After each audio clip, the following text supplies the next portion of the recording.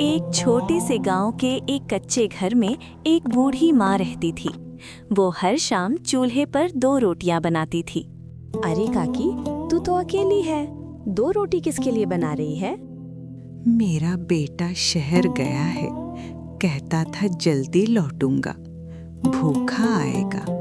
लेकिन गांव वालों को पता था वो जल्दी अब सालों पुराना हो चुका है। काका, सलोनी ताई आज भी अपने शहर गए बेटे के इंतजार में है। रोज यही हाल है उनका। कितने साल हो गए रघु को गांव से गए हुए, अब तो उसकी वापसी की उम्मीद ही बेकार है। क्या कभी कोई खबर, चिट्ठी, फोन नहीं आया? आई थी शुरू में 2-4 चिट्ठियां, जल्दी आऊंगा लिखकर। फिर धीरे धीरे सब बंद हो गया। तो तुमने उन्हें सच क्यों नहीं बताया कि शायद रघु अब कभी नहीं आएगा? हमसे नहीं होता। रोज उनकी आंखों में वो उम्मीद दिखती है। उनकी बातें चल ही रही थी कि इतने में रघु की बूढ़ी माँ वहाँ पहुँच गई। बेटा, मुझे थोड़ा दूध दे दे।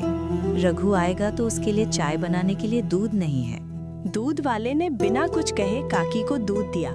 पड़ोसन फुसफुसाते हुए बोली, देख रहे हो, याददाश्त धुंधली पड़ गई है, पर उसकी पसंद आज भी रटी हुई है। रघु को गए 20 साल हो गए, पर काकी के लिए आज भी कल की बात है। इतने में वहाँ गांव का डाकिया आ गया। उसके हाथ में एक खत था। वो काकी से बोला, अरे काकी, अच्छा हुआ तुम यहीं मिल गई, तुम्हारे लिए रघु का खत आया है। रघु का नाम सुनते ही सब चौंक गए। आज 5 साल बाद उसका खत आ रहा था। लेकिन बूढ़ी काकी ने बिना कुछ कहे खत ले लिया और अपने घर की ओर चल दी। घर जाकर बूढ़ी काकी ने खत को खोला और पढ़ना शुरू किया। माँ, तुम मेरी चिंता मत करना, मैं जल्दी ही घर लौटूंगा। ये पढ़कर बूढ़ी काकी के चेहरे में मुस्कान आ गई। तभी वहाँ पड़ोसन पहुंची। काकी, रघु का खत आया है, क्या लिखा है उसमें? बेटा, लिखा है कि मैं जल्द ही आने वाला हूँ, ये देख। इतना कहकर बूढ़ी काकी ने खत पड़ोसन की ओर बढ़ाया। लेकिन जैसे ही पड़ोसन ने खत की तारीख देखी, वो चौंक गई। उसमें 2 साल पहले की तारीख थी। वो काकी की ओर देखने लगी। काकी के चेहरे में मुस्कुराहट थी। पड़ोसन सच्चाई बताकर उस मुस्कुराहट को खराब नहीं करना चाहती थी। वो बिना कुछ कहे चली गई। धीरे धीरे समय बीतने लगा, पर बूढ़ी काकी का इंतजार खत्म नहीं हुआ। अब तो उनकी तबीयत भी खराब रहने लगी थी। काकी, कैसी है तबीयत?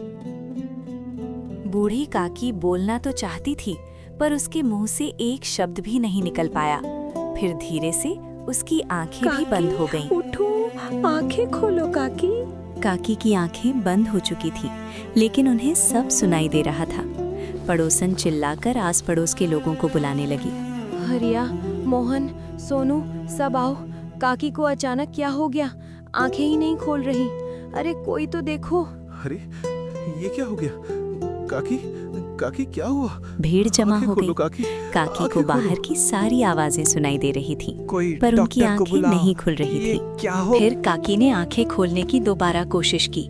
जैसे ही उनकी हरिया, आंखें खुली, मोहन, सब अचानक शांत हो गया। सारी आवाजें बंद हो गईं। तभी दरवाजे से रघु अंदर आया। ये देखकर काकी की आंखें नम हो गईं।